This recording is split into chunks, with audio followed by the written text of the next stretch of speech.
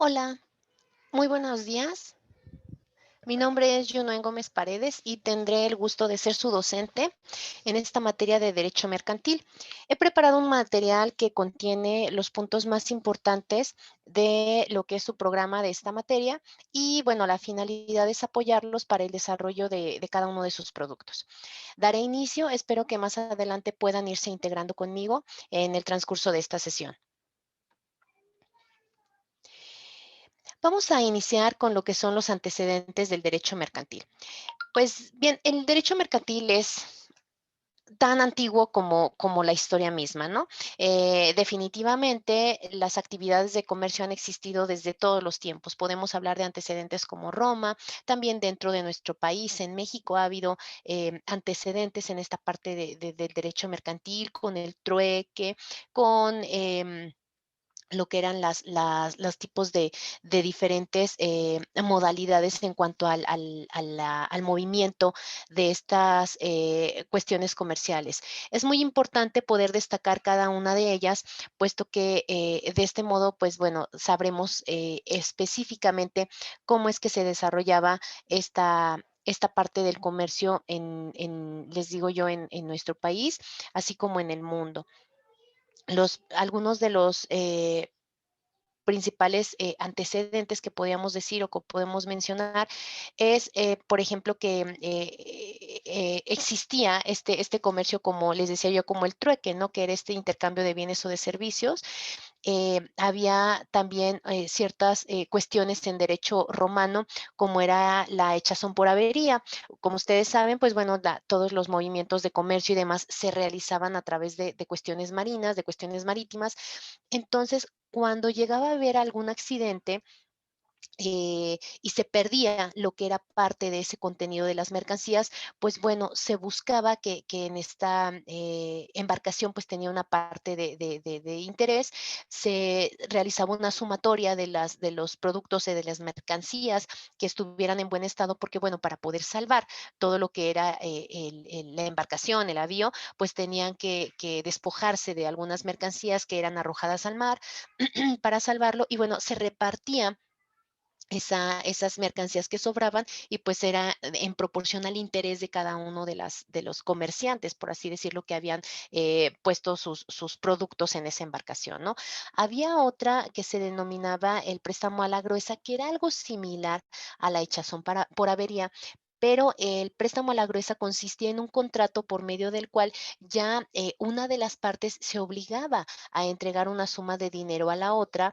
Era ya distinto. O sea, si se llegaba a averiar, bueno, no le iban a dar una parte de mercancía, sino que ahora se le había modificado, se había cambiado por dinero. Y bueno, les decía yo que dentro de nuestro territorio nacional, pues bueno, también hay antecedentes de esta parte del derecho mercantil desde la Edad Media, con lo que era la parte del Imperio Romano, vienen también en la Edad moderna, con influencia del Renacimiento y de la Ilustración, y en la edad contemporánea, hasta llegar al siglo XX y a la globalización. Estos son nuestros principales antecedentes de este derecho mercantil, ¿no? Ahora bien, aquí en México, pues bueno, tenemos diversos antecedentes también de este derecho mercantil. Tenemos, por ejemplo, desde los aztecas, que utilizaban el comercio ya en la Gran Tenochtitlán. Después tenemos el antecedente de la conquista. En esta época, pues se copian las codificaciones de España, como las ordenanzas de Bilbao, por ejemplo. Ya para 1824 en el gobierno de Santana se crea el Código de Lares, que fue el primer código mercantil, por así llamarlo. Es el antecedente del primer código mercantil aquí en México.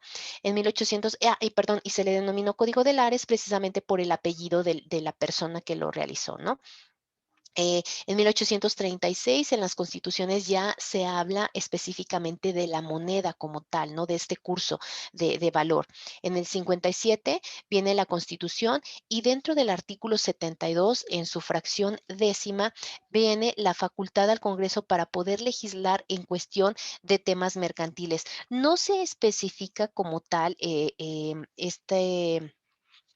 esta cuestión del derecho mercantil, pero sí se habla ya del concepto de comercio, ajá, que nos va a vincular ya con otras leyes para poderle dar formalidad como tal a estos conceptos. En el 84, pues se realiza el primer código comercial y entra en vigor el 1 de enero de 1890. ¿Sí?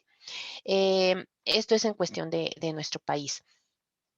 Ahora, el derecho mercantil se define como el conjunto de normas jurídicas que va a regular a las personas, las relaciones, los actos y las cosas que tienen que ver con el comercio específicamente. Ujú. Vamos a ver aquí en dónde se encuentra con este cuadro, vamos a ver en dónde se encuentra ubicado el derecho mercantil.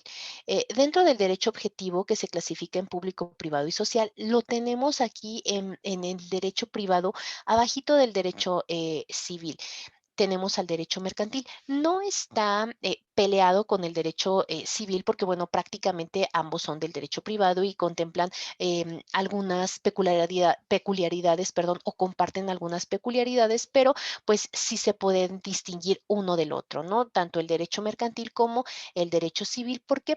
Porque el derecho mercantil, de cierto modo, pues tendrá ese conjunto de normas jurídicas, pero va a regular a las personas y a las cosas, pero todo lo referente al ámbito comercial, ¿sí?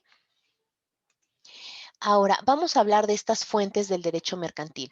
Las fuentes del derecho mercantil son fuentes formales, fuentes históricas y fuentes materiales. Las fuentes formales las podemos considerar como lo que es la ley, la costumbre, que siempre va a aparecer en todos los derechos. La costumbre, perdón, y usos mercantiles, la jurisprudencia y los principios generales del derecho. ¿Cuál es la legislación que se aplica en materia mercantil? En primera instancia, bueno, no lo puse aquí, pero acabamos de mencionar que la Constitución. Recuerden que todas las leyes, pues bueno, van a emanar propiamente de la Constitución y en la Constitución se establece que va a haber actividades de comercio. Pero para poder regularlas como tal, pues bueno, ya vendría la legislación que sería este Código de Comercio y todas las demás leyes mercantiles.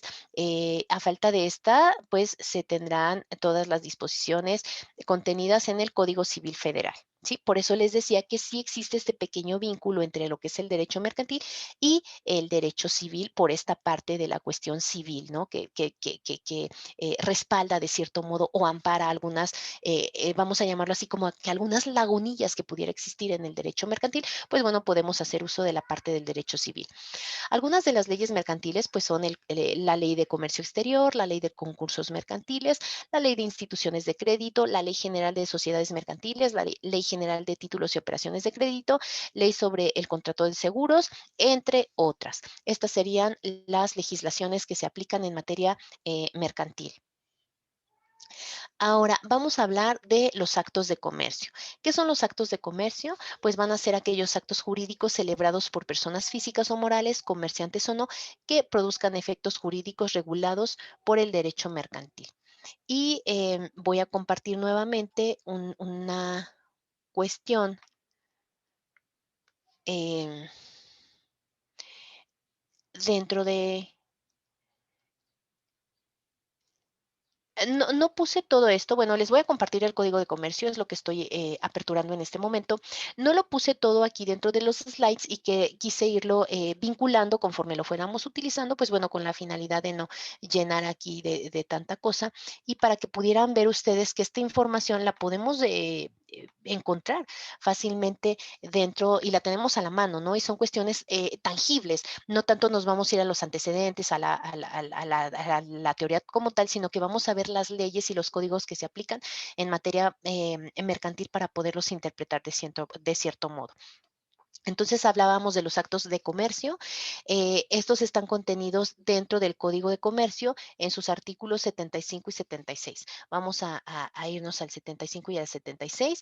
Dentro del 75 vienen precisamente todos aquellos que se conocen como actos de comercio que están establecidos precisamente en el Código de Comercio, vienen catalogados como tal y son precisamente 25 los que están considerados como tal y hay una pequeña notita que dice, bueno, en caso de duda, la naturaleza comercial del acto será fijada por árbitro judicial.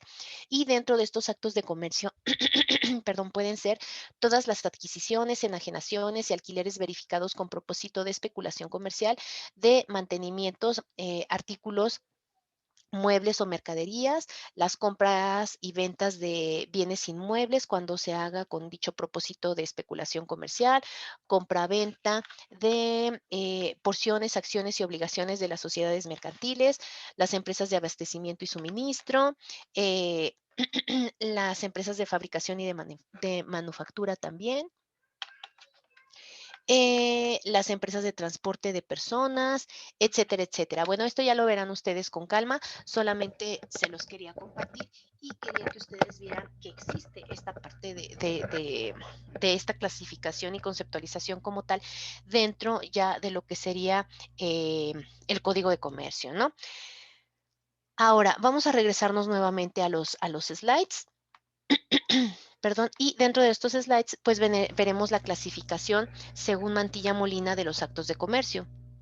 Los clasifica en esencialmente civiles, en absolutamente mercantiles y de mercantilidad condicionada. Perdón. Vamos a hablar de los comerciantes. Los comerciantes van a ser, es aquel que realiza de manera habitual o permanente actividades comerciales y nuevamente vámonos al código de comercio. Eh, Son todos aquellos entonces que realizan actividades comerciales. Esos son los comerciantes. Y para los comerciantes va a haber un apartado que se encuentra dentro de la misma ley de Código de Comercio. Vamos, sería imposible que en esta sesión de Open Class, pues bueno, pudiéramos abordar todos y cada uno de los artículos, pero sí quiero mencionarles en qué apartados están para que, bueno, posteriormente ustedes los puedan leer con calma, ¿no? Eh, Todo lo referente a los comerciantes se encuentra dentro del título primero de este Código de Comercio que abarca del artículo 3 al artículo 15. Y aquí, bueno, vendrá precisamente primero, pues lo que sería, se reputan en derecho comerciantes todas las personas que teniendo capacidad legal para ejercer el comercio hacen de él su ocupación ordinaria, todas las sociedades constituidas con arreglo a las leyes mercantiles y las sociedades extranjeras o las agencias y sucursales de estas que dentro del territorio nacional ejerzan actos de comercio. Vendrán aquí todos los que pueden ser comerciantes por accidente. Toda persona, según las leyes comunes, es hábil para contratar y obligarse y a quien las mismas leyes no prohíben expresamente la profesión del comercio tienen capacidad legal para ejercerlo. Bueno, viene toda esta información que espero que lo puedan leer con calma. Quienes no pueden ejercer el comercio, los corredores, los quebrados que no hayan sido rehabilitados, los que por sentencia ejecutoria hayan sido condenados por delitos contra la propiedad, incluyendo en estos la falsedad, el peculado, el cohecho y la concusión. Vamos a regresarnos nuevamente a los slides para hablar ahora de la clasificación de las sociedades. Ya vimos que, bueno, los comerciantes, tendremos que ver ya a detalle esos artículos que les comentaba del 3 al 17 del Código de Comercio, pero también hay una clasificación de los tipos de sociedades, en donde, vamos a llamarlo así, de las sociedades mercantiles que pueden realizar alguna de estos tipos de sociedades, pueden realizar alguna actividad comercial, alguna actividad de comercio. Y bueno, estos tipos de sociedades son la sociedad en nombre colectivo, sociedad en comandita simple, responsabilidad limitada, sociedad anónima, sociedad en comandita por acciones, sociedad cooperativa y sociedad por acciones simplificada. Todas estas 7 tipos de sociedades, se encuentran contenidas dentro de la Ley General de Sociedades Mercantiles. Toda la información que nosotros queramos recabar respecto a las mismas en cuanto a cómo se constituyen, su capital, etcétera, etcétera, bueno, lo podemos encontrar dentro precisamente de esta Ley General de Sociedades Mercantiles. Hablaremos ahora de las operaciones y de los títulos de crédito. Eh, Todas estas operaciones y títulos de crédito, hablemos de estos tres conceptos que les estoy presentando aquí en pantalla, como el pagaré, la letra de cambio y el cheque, pues no son otra cosa, estos títulos de crédito no son otra cosa que un documento que va a tener cierta validez jurídica con la finalidad de representar dinero, ajá, de representar una cantidad determinada de dinero y que le va a dar facultades a toda persona que la posea de poder solicitar o ejercer derechos u obligaciones sobre la misma. Por ejemplo, un pagaré, bueno, sabemos que será un documento que a la persona que lo tenga en su poder, pues bueno, tendrá que cubrir cierto dinero que adeuda a un porcentaje o a un interés determinado. Aquí lo interesante de estos títulos de crédito es que en el tema mercantil, por ejemplo, no hay alguna condonación, sino que todo lo contrario, hay un plazo fijo, hay un plazo determinado y en caso de que no se cumple de que no se cumpla, perdón, con ese plazo establecido, con ese plazo determinado, bueno, tendrá que cubrirse un interés por alguna mora que se esté dando por no cubrir con ese tiempo, no cumplir con ese tiempo una obligación que yo tenía de pagar, ¿no? Una deuda determinada o un dinero determinado. Toda esta información la podemos encontrar precisamente en la ley de títulos y operaciones, en la ley general de títulos y operaciones de crédito. Ahí es en donde podemos encontrar toda la información referente a este tipo de documentos. Nosotros podríamos investigarla, podríamos verificar. Dentro del capítulo 1, por ejemplo, me dice que son los títulos de crédito, actos y operaciones serán, ¿cuáles son? Son las que vienen en el artículo 2. Lo que es el capítulo primero no me habla de todas las disposiciones generales, pero ya más adelante me va a hablar específicamente de ciertos títulos, como les decía yo, la letra de cambio, como lo es el pagaré. Más adelante, ya dentro de esta misma ley, vendrán los requisitos, vendrán las características, vendrá la definición como tal. Miren, por ejemplo, aquí viene de los títulos al portador, ¿no? Aquí viene la letra de cambio, es todo el capítulo 2, cómo se crea, su forma, el endoso de esta letra de cambio, de qué es lo que debe de contener, ¿no? La letra de cambio debe de contener la mención de ser letra de cambio, la expresión del lugar y el día, la orden incondicional del girado a pagar una suma determinada de dinero, el nombre del girado, el lugar y la época de pago, el nombre de la persona a quien ha de hacerse el pago y la firma del girador o la persona que suscriba a su ruego o en su nombre, ¿no? Puede ser girada a la vista, a cierto tiempo de vista, a cierto tiempo de fecha, a día fijo. Toda esta información es sobre la letra de cambio, la aceptación de la letra de cambio. Hablamos también del aval, por supuesto que será la persona que va a responder por mi deuda, ¿no? De cierto modo, el pago de la letra de cambio, cómo se realiza, cuándo se realiza, del protesto. Viene más adelante, perdón, les digo que no se los quise incluir todo, nada más quiero hacerlo así a manera de comentario. Viene también, por supuesto, el pagaré, que es lo que debe de contener el pagaré, que es muy similar a la letra de cambio, ¿no? Que debe de contener también la mención de ser un pagaré, la promesa incondicional de pagar una suma de dinero determinada, el nombre de la persona a quien se debe de hacer, la época y el lugar de pago, la fecha y el lugar en que se suscriba, la firma del suscriptor, el cheque, por supuesto, el cheque solo puede ser expedido a cargo de la institución de crédito. El documento que en forma de cheque se libre a cargo de otras personas no producirá efectos de título de crédito, ¿no?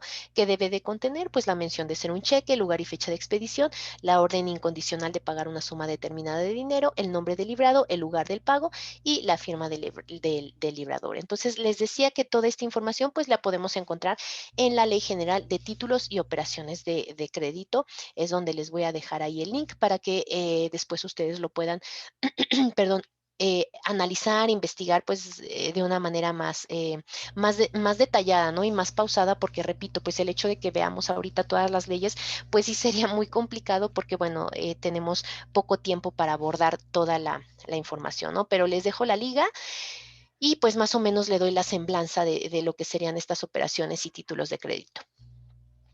Ahora, dentro de su unidad 6, hablarán ustedes o hablaremos de los contratos mercantiles. Hablaremos de los elementos del contrato, por supuesto, perdón, como lo son la existencia, la validez, sus elementos esenciales. Dentro de la existencia tenemos la voluntad, el objeto, causa lícita y solemnidad. En validez, pues la capacidad del consentimiento que sea libre de vicios, el objeto lícito, la causa lícita y también la solemnidad. Los elementos esenciales son las partes, la personería jurídica o personalidad jurídica, el derecho comparado, el beneficiario, objeto de transferencia, los bienes objeto de la fiduciaria mercantil, la constitución y la transferencia mortis causa, ¿no? En caso de que la haya. Estos son los elementos, vamos a enfocarnos a los de existencia y a los de validez. Ahora, los contratos, la clasificación de estos contratos mercantiles puede ser esta que les estoy marcando aquí en este cuadrito.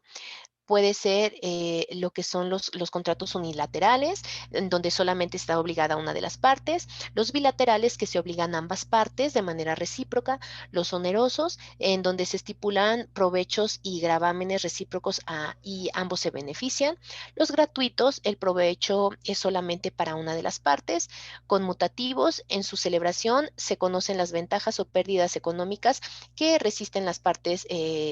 Resienten, perdón, las partes contratantes. Los aleatorios, la prestación está determinada, pero no se sabe el momento de la celebración quién va a ser el que gane o el que pierda, sino hasta el momento en que se produzca el acontecimiento. Los reales son aquellos que para su perfección se requiere de la entrega física del objeto. Los principales son aquellos que para su existencia y validez no requieren de la concurrencia de ningún otro contrato. Los accesorios, que son aquellos que para su existencia se requieren necesariamente de la existencia de un contrato principal. Los consensuales, que solo se requiere del acuerdo de voluntades de los contratantes para que el contrato exista. Los formales, que requieren de una formalidad específica para que tengan vigencia y validez. Los solemnes, que requieren de la intervención de la autoridad pública para poder decretar la existencia del mismo. Los de tracto sucesivo, que requieren de una temporalidad para su ejercicio. Y los instantáneos, por el ámbito de temporalidad, son contratos que se realizan en un solo acto temporal. Entonces, esta es la clasificación de los contratos, se los manejé aquí en este cuadrito, pues bastante sencillo, y nos podemos ir al Código de Comercio específicamente para poder hablar de estos contratos como tal. Mm, Vienen dentro de los artículos 33 al 46, es de en donde viene toda esta parte del contrato mercantil, para que, bueno, ustedes lo tomen en consideración, del 33, repito, al 46, es donde viene la parte del contrato mercantil. Ya no los llevo ahí, nada más era a manera de comentario para que ya después lo puedan ustedes ver de una manera más clara. Ahora, vamos a hablar de las sociedades mercantiles y ya casi concluimos la sesión. Nada más abordamos estos dos últimos temas. Hablaremos de las sociedades mercantiles en México y pues el Tratado de Libre Comercio. Hace un momentito, en algunos slides anteriores, hablábamos de la clasificación de las sociedades mercantiles, pero ahorita vamos a hablar de ciertas características relevantes de cada una de ellas para poderlas identificar, porque bueno, también es parte de un producto que se les solicita. Por ejemplo, las sociedades, por ejemplo, las sociedades en nombre colectivo son en donde la responsabilidad en este tipo de sociedad mercantil es que la responsabilidad de cada socio es limitada, solidaria y subsidiaria de todos los socios. No va a existir un número máximo de socios, por lo que este tipo lo pueden conformar solamente dos socios como máximo.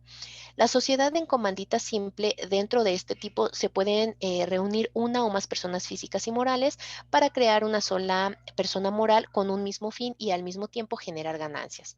La sociedad en comandita por acciones es una sociedad de capital funcional que no excede los 50,000 pesos.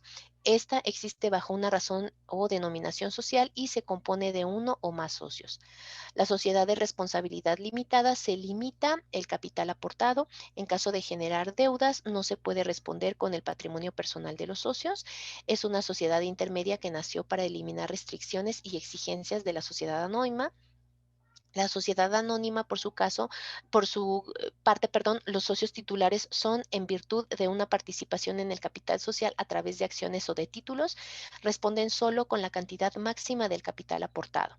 La sociedad cooperativa, este tipo de sociedad mercantil, cuenta con una denominación de capital variable funcional, la cual se representa a través de certificados de aportación nominativos y deben ser como mínimo 5 socios, ¿sí? Y bueno, en México se utilizan todos los tipos de sociedades, si bien es cierto que las más comunes son las sociedades anónimas, la famosa SADCB. También hoy están tomando mayor auge la sociedad de responsabilidad limitada, precisamente por el último parrafito, porque es una sociedad intermedia que nació para eliminar restricciones y exigencias de la sociedad anónima, ya que en esta algo importante es que cuando llega a haber alguna cuestión judicial o jurídica, en el tema de las sociedades, hablemos de una quiebra, de un fraude o demás, en sociedad anónima los socios tendrían que responder por el total de esa deuda, por ejemplo, y en la sociedad de responsabilidad limitada, pues la responsiva de poder valga la redundancia, responder sobre ese endeudamiento, pues bueno, únicamente sería por la parte o hasta el límite de capital aportado que haya realizado cada uno de los socios. Entonces no puede exceder esa parte. Eso es importante conocerlo sobre estas sociedades de responsabilidad limitada. Y bueno, la sociedad cooperativa también es otro tipo de sociedad muy común aquí en nuestro país. Un ejemplo clásico es nuestro Pascual Boing, en donde, bueno, pues va a tener un capital variable también, pero tendrá certificados de aportación que van a ser nominativos y pues sobre todo tendrá un mínimo, perdón, de 5 socios, ¿no? Por eso es cooperativa. Ahora, hablaremos un poquito sobre el capital. El capital de... el capital se va a dividir en cuanto al contenido de la siguiente forma, y este capital es importante mencionarlo para efectos de nuestros tipos de sociedades que acabamos de mencionar. Miren, por ejemplo, el capital fundacional. Este capital es el mínimo que se debe de tener, perdón, una sociedad mercantil al momento de su constitución conforme a la ley, y se va a integrar también por todos los activos de la sociedad. Lo anterior nos va a permitir una pequeña crítica al respecto conforme a nuestra Ley General de Sociedades Mercantiles actual. Este capital fundacional ha quedado derogado para la sociedad anónima y para la sociedad de responsabilidad limitada, ya que en la actualidad, en los artículos 62 y 89 de manera respectiva, solo se establece como obligación para constituir una sociedad de que la misma cuente con un capital social mínimo, sin que la ley establezca un mínimo, lo cual es criticable toda vez que dicho capital social representa una garantía para el cumplimiento de las obligaciones frente a terceros. Ese es el capital fundacional. En español va a ser el capital con el que se forme una empresa o con el que se cree una sociedad. Ajá. Capital, como lo acabamos de mencionar en el 62 y en el 89 de la Ley General de Sociedades Mercantiles, por favor no se me confundan, eh, pues bueno, podrá ser cualquier tipo de capital. Hace mucho tiempo se fijaba como 50,000 pesos, ¿no? Que fuera el capital de fundación mínimo para poder crear una sociedad anónima. Hoy en día, como lo establece aquí, bueno, esto ha cambiado, se ven pros y contras. ¿Por qué? Porque, bueno, si bien es cierto que el capital va a ser la aportación de los socios accionistas, pues bueno, también va a representar de cierto modo esa garantía para cumplir las obligaciones frente a terceros, ¿no? En caso de alguna deuda, por ejemplo. El capital suscrito, ¿qué es el capital suscrito? Este capital suscrito va a representar la suma de todas las aportaciones que los socios se obligan a enterar a la sociedad, lo que puede realizarse o al momento de su constitución o un plazo establecido dentro de la propia ley, ¿no? Ese sería el capital suscrito. Es el que va a estar asentado dentro del acta constitutiva. Sería nuestro capital suscrito y bueno, que también va a ir a dar a los estados financieros. El capital exhibido implica el monto de las aportaciones que han sido efectivamente cubiertas por los socios. El capital variable, pues es esencial en las sociedades cooperativas y es una modalidad tratándose de las demás sociedades.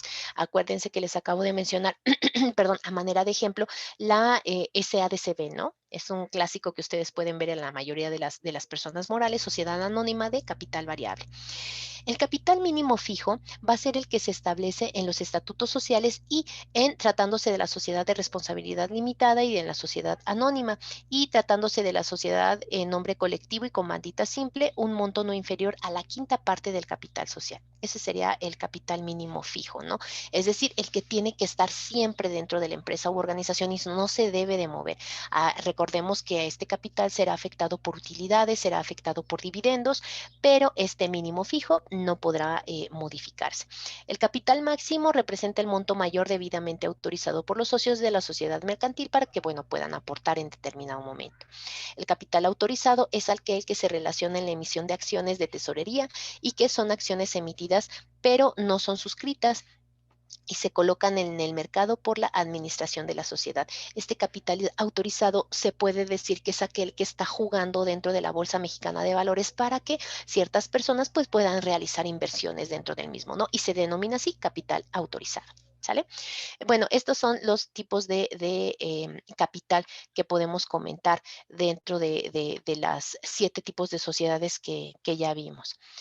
Y bueno, por último vamos a hablar del Tratado de Libre Comercio. El Tratado de Libre Comercio va a ser un acuerdo bilateral o multilateral, según el derecho internacional, para poder formar una zona de libre comercio entre los estados que cooperan. Hay 2 tipos de acuerdos comerciales, los bilaterales y los multilaterales que acabamos de comentar. Y este Tratado de Libre Comercio, pues como ustedes saben, México forma parte del TLCAN. Es un acuerdo global que está establecido o que establece más bien las reglas para el comercio internacional y la inversión entre Estados Unidos, México y Canadá. Es un documento que incluye 8 secciones, 22 capítulos y aproximadamente 2000 páginas. Este Tratado de Libre Comercio de América del Norte, por eso se llama TLCAN, sustituye al Tratado de Libre Comercio de Canadá y Estados Unidos, que fue firmado en el 88. Recordemos que este Tratado de Libre Comercio es un parteaguas, considero yo, aquí en nuestro territorio nacional, porque gracias a eso y a la globalización que estábamos viviendo a raíz de esos años, pues bueno, México abre sus puertas al comercio, tanto para importación como para exportación, y repito, es un parteaguas en términos de comercio internacional, aquí de comercio exterior, perdón, aquí en nuestro país. Inició o se firmó, se inicia, perdón, en 1991 esas negociaciones. En aquel entonces, las personas que intervinieron fueron los representantes de cada uno de los países. Por Canadá fue Brian Mulroney, para Estados Unidos George Bush, y en México pues Carlos Salinas de Gortari, ¿no? Se llegó a concretar o se firmó ya el 1 de enero de 1994, que fue cuando ya entra en vigor. Ahora, este tratado de libre comercio lo único que tiene como finalidad es precisamente esa apertura al comercio, a las cuestiones mercantiles, ¿no? No solamente es esa apertura, habría que enfocarse o que investigar un poquito más, por ejemplo, sobre lo que es el Tratado de Viena, ¿no? La Convención de Viena, perdón, que es el antecedente de todos los tratados en donde no se busca el beneficio de un solo país, sino que de todos los países que estén interviniendo o de todos los estados, como se les denomina en comercio exterior, de todos los estados que pertenezcan a este tipo de tratados o a este tipo de convenios internacionales, con la finalidad de que no se vea un beneficio personal. Este tratado de libre comercio, su finalidad es la apertura en materia mercantil. Al final de cuentas hay un vínculo o una liga intrínseca entre lo que sería la parte económica, política, social y por supuesto fiscal, para poder determinar cuáles serían los impuestos que se tenían que cubrir en materia de exportación, en materia aduanera, en materia de importación también. Y bueno, sería el hecho de conocer muchísimo más de esta información al respecto. Aquí lo importante o lo rescatable para efectos de nuestra materia es comentar que este Tratado de Libre Comercio busca precisamente esa formalización de lo que sería el intercambio de mercancías entre los diferentes países que estén inmersos o que estén inmiscuidos en este tratado, ¿no? Para aquí, para nuestro México, pues sería el que se acaba de firmar de México, Estados Unidos y Canadá, que si bien es cierto, les decía yo que fue parteaguas, bueno, hoy ha ayudado, haya apoyado muchísimo a la economía de nuestro país. Han entrado muchísimas negocios, muchísimas franquicias de Estados Unidos, de Canadá. Sin embargo, bueno, yo creo que ha sido un punto a favor, puesto que nuestra economía ha crecido, han generado fuentes de empleo y pues esto hace que haya fluidez en cuanto a la moneda, ¿no? Ya que estamos hablando de eso, ha habido fluidez económica, ha habido un crecimiento considerable dentro de nuestro territorio nacional. Si bien no tenemos un PIB idóneo, pues bueno, poco a poco estamos creciendo gracias a estas cuestiones y gracias a todos los demás tratados que se han firmado con otros países, puesto que, bueno, no solamente tenemos ese intercambio de información y de mercancía con estos países vecinos, sino que, bueno, también tenemos firmas con países que pertenecen a la Unión Europea, con China, por ejemplo, con otros tipos de países que, bueno, también nos apoyan a esta fluidez en materia de comercio, ¿no? Y bueno, pues con este slide concluyo yo el breve resumen que quería compartir con ustedes sobre su materia. Pues en realidad espero que esta breve semblanza que pude hacer sobre los temas abordados, pues bueno, les sean de utilidad para poder responder de manera adecuada a lo que serían sus productos. De cualquier manera, pues yo me reitero a sus órdenes para cualquier pregunta, cualquier duda que ustedes puedan tener más adelante. Con todo gusto yo puedo apoyarlos. ¿De acuerdo? Pues espero que también puedan ver este video. Les envío un abrazo, bienvenidos a la materia y yo me encuentro pendiente de ustedes en todo momento. Que tengan un excelente inicio de mes.